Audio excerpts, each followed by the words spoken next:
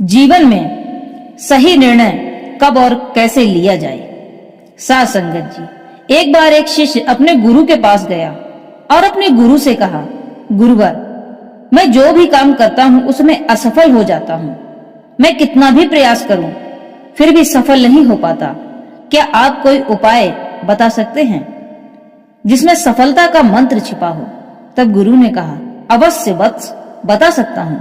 सफल होने के लिए कुछ नियम होते हैं और जो लोग इन नियमों का सही से पालन करते हैं वही अपनी जिंदगी में सफल हो पाते हैं। सफलता का मंत्र मैं तुम्हें बता दूंगा, लेकिन इस रास्ते पर तुम्हें स्वयं ही चलना पड़ेगा। यह रास्ता कांटों से भरा है, पर हाँ, मैं यह दावे से कह सकता हूं कि आगे चलकर तुम्हें फूल ही मिलेंगे। हे वत्स, गुरुवर तो साधन मात्र है, गुरु तो सिर्फ रास्ता बताता है और उस रास्ते पर चलना शिष्य का धर्म है।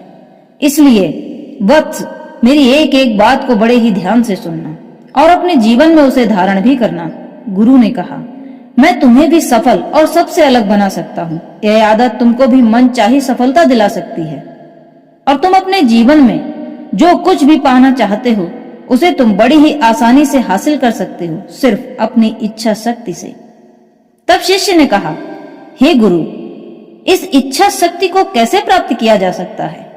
गुरु ने कहा, हे वत्स, प्रातः काल नदी के पास मैं जाऊंगा, तुम मुझे उसी नदी के किनारे मिलना।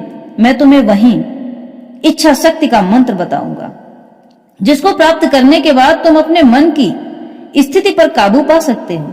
मन के साथ साथ दिमाग को भी विचलित होने से रोक सकते हो।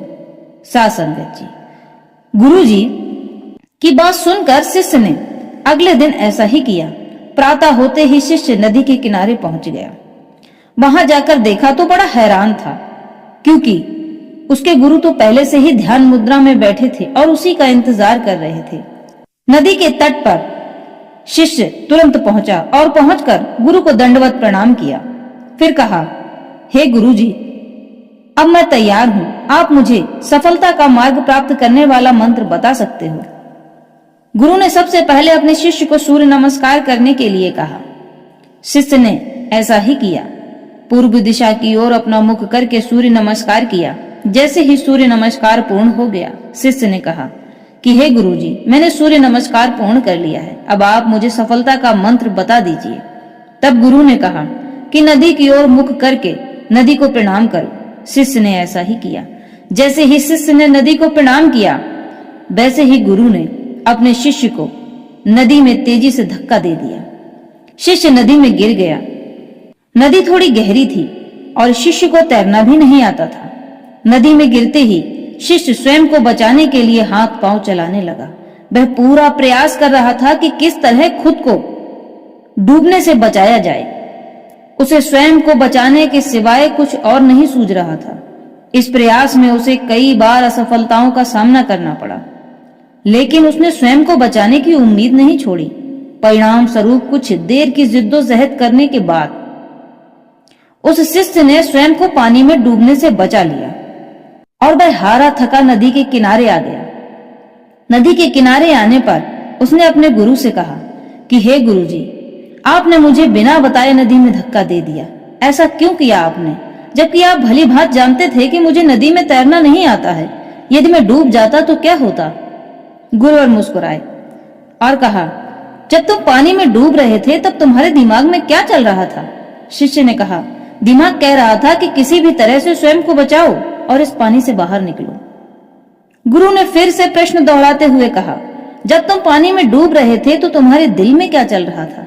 शिष्य ने कहा, जो दिमाग में चल रहा था कि खुद को बचाओ और पानी से बाहर निकलो।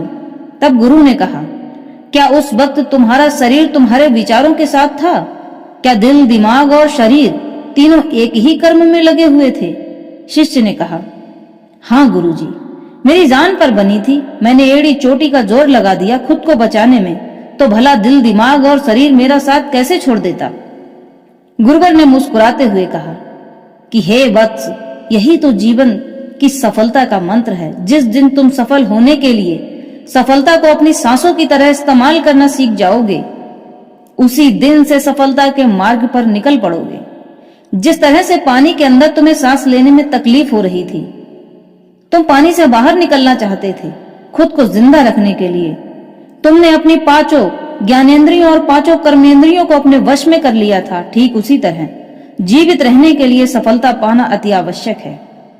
जिस दिन तुम सीख जाओगे कि सफलता तुम्हारे लिए उतनी ही आवश्यक है जितनी कि तुम्हारे लिए जीवित रहने के लिए तुम्हारी सांसें, तुम सफल हो जाओगे।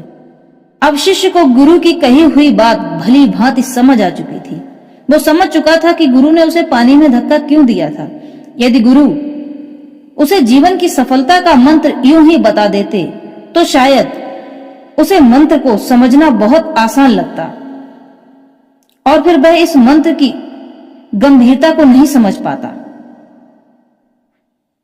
और अपने जीवन में इस मंत्र को उतनी गंभीरता से धारण नहीं करता जो गंभीरता उसके गुरु ने उसे इस उदाहरण से समझाई थी। सासंगत जी, मनुष्य का जन्म इसलिए श्रेष्ठ माना जाता है क्योंकि वह अपने मन के साथ साथ अपने दिमाग का भी प्रयोग करना जानता है और वह अपने दिमाग के कारण अपने मन को वश में कर सकता है।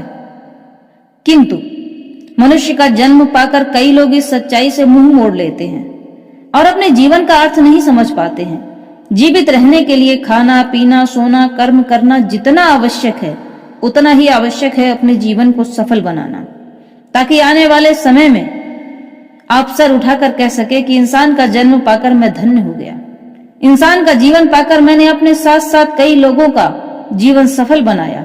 साथ संगत जी, ज्ञान ऐसा होना चाहिए जो हजारों लोगों को शिक्षित करे, धन ऐसा होना चाहिए जो अपने साथ साथ कई भूखों गरीबों का पेट भरे और कर्म ऐसे होने चाहिए कि अपने साथ साथ संपूर्ण जीवधारियों का हित हो।